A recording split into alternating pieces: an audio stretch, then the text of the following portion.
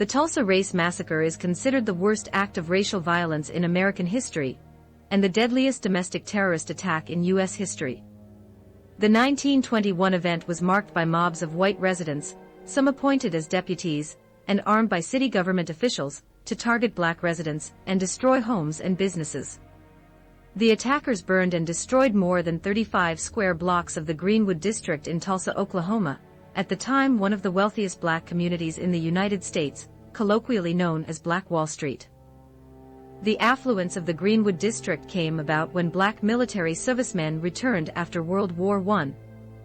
As they tried to re-enter the labor force, social tensions increased in cities where job competition was fierce. At this time, the American Civil War was still in living memory, and civil rights for African Americans were lacking.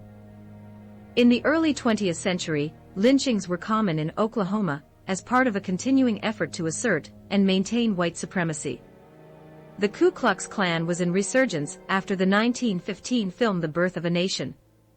Since then, the KKK had been growing in urban chapters across the country. By 1921, at least 31 people, mostly men and boys, had been lynched in the state.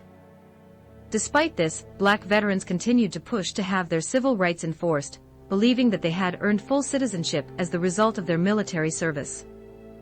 As a booming oil city, Tulsa eventually produced a large number of affluent, educated, and professional African American residents.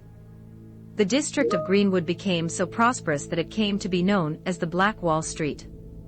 Black Americans had created their own businesses and services in this enclave, including grocers, newspapers, movie theaters, nightclubs, and numerous churches. Black professionals, including doctors, dentists, lawyers, and clergy, served the community. Greenwood residents selected their own leaders and raised capital there to support economic growth. In the surrounding areas of northeastern Oklahoma, they also enjoyed relative prosperity and participated in the oil boom. But this somewhat idyllic turn for African Americans came to an end during the 1921 Memorial Day weekend. Dick Rowland, a black shoeshiner, was accused of assaulting Sarah Page, a white elevator operator of the Drexel building. Whether Rowland and Page knew each other has long been a matter of speculation. The two likely knew each other at least by sight, because Rowland would regularly use Page's elevator, as the building housed a coloreds-only restroom. After Rowland's arrest, rumors that he was to be lynched were spread throughout the city. Upon hearing reports that a mob of hundreds of white men had gathered around the jail where Rowland was being held, a group of 75 black men, some armed, arrived at the jail to protect Rowland. The sheriff persuaded the group to leave the jail, assuring them that he had the situation under control. The next day, the white mob had swollen to nearly 2,000, many of them now armed. A wayward gunshot triggered an almost immediate response, with both sides firing on the other. The first battle was said to last a few seconds or so, but took a toll, as 10 whites and 2 black men lay dead or dying in the street. A rolling gunfight ensued. An armed white mob pursued the outnumbered black contingent toward Greenwood, with many stopping to loot local stores for additional weapons and ammunition.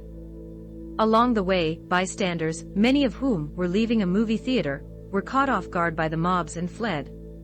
Panic set in as the mob began firing on any black people in the crowd. The white mob also shot and killed at least one white man in the confusion. According to Oklahoma Historical Society, some in the mob were deputized by police and instructed to, and I quote, "get a gun and get a nigger." At around midnight, more whites assembled outside the courthouse. Members of the crowd were heard yelling expletives and calling for Rowland to be lynched, but ultimately did not storm the courthouse. Throughout the early morning hours, groups of armed white and black men squared off in gunfights. The fighting was concentrated along sections of the train tracks, a dividing line between black and white commercial districts.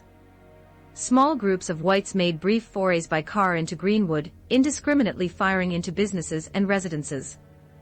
They often received return fire. Meanwhile, white rioters threw lighted oil rags into several buildings along Archer Street, igniting them. A rumor was spread that black people were coming by train from nearby Muskogee to help with an invasion of Tulsa. At one point, passengers on an incoming train were forced to take cover, as they had arrived in the midst of crossfire. As unrest spread to other parts of the city, many middle-class white families who employed black people in their homes were accosted by white rioters. They demanded the families turn over their employees to be taken to detention centers around the city. Many white families complied, but those who refused were subjected to attacks and vandalism. At around 1 a.m., the white mob began setting fires, mainly in businesses at the southern edge of the Greenwood district. As news traveled among residents in the early morning hours, many began to take up arms in defense of their neighborhood, while others began a mass exodus from the city. Throughout the night, both sides continued fighting sporadically. As crews from the Tulsa Fire Department arrived to put out fires, they were turned away at gunpoint by a white mob. By 4 a.m., an estimated 24 black-owned businesses had been set ablaze. Tulsa co-founder and KKK member W. Tate Brady participated in the riot. Press reported that previously, Brady led the 1917 Tulsa outrage, a tarring and feathering of black industrial workers, an incident understood to be economical and political, rather than racially motivated. Upon sunrise, around 5 a.m., a train whistle sounded and some rioters believed this sound to be a signal for the rioters to launch an all-out assault on Greenwood. A white man stepped out from behind the Frisco depot and was fatally shot by a sniper. Crowds of rioters poured from their shelter on foot and by car into the streets of the neighborhood. 5 white men in a car led the charge but were killed by a fusillade of gunfire before they had traveled 1 block. Overwhelmed by the sheer number of attackers, black residents retreated north on Greenwood Avenue to the edge of town. Chaos ensued as terrified residents fled while rioters shot indiscriminately, killing many along the way. Splitting into small groups, they began breaking into houses and buildings. Several residents later testified the rioters broke into occupied homes and ordered the residents out to the street, where they could be driven or forced to walk to makeshift detention centers. Numerous eyewitnesses described airplanes who fired rifles and dropped firebombs on buildings, homes, and fleeing families. Law enforcement officials later said that the planes were to provide reconnaissance and protect against a Negro uprising. Law enforcement personnel were thought to be aboard at least some flights. Eyewitness accounts from the survivors during commission hearings, discovered in 2015, said that on the morning of June 1, at least a dozen or more planes circled the neighborhood and dropped burning turpentine balls on a building, a hotel, a filling station, and multiple other buildings. Men also fired rifles at black residents, gunning them down in the street. Adjutant General Charles Barrett of the Oklahoma National Guard arrived by special train at about 9 a.m., with 109 troops from Oklahoma City. Barrett declared martial law at 11:49 a.m., and by noon the troops had managed to suppress most of the remaining violence. Thousands of black residents had fled the city, another 4,000 had been rounded up and detained at various centers. Under martial law, the detainees were required to carry identification cards. As many as 6,000 Greenwood residents were interned at 3 local facilities. The massacre was covered by national newspapers, and the reported number of deaths varies widely. The Los Angeles Express headline said, 175 killed, many wounded.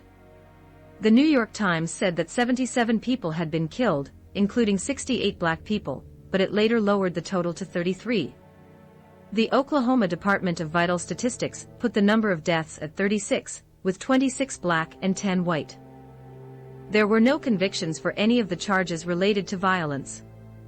There were decades of silence about the terror and losses of this event. In 1971, the Tulsa Chamber of Commerce decided to commemorate the riot, but when they read the graphic accounts and saw violent photos gathered detailing the specifics of the riot, they refused to publish them. 2 major newspapers in Tulsa also refused to run the story. The article, Profile of a Race Riot, was published in Impact magazine, a publication aimed at black audiences, but most of Tulsa's white residents never knew about it. The Tulsa Race Riot of 1921 was rarely mentioned in history books, classrooms, or even in private. Black and white people alike grew into middle age, unaware of what had taken place. Many investigations are still underway in the Greenwood district in the hope that more unmarked graves can be found and more victims of the massacre can be identified.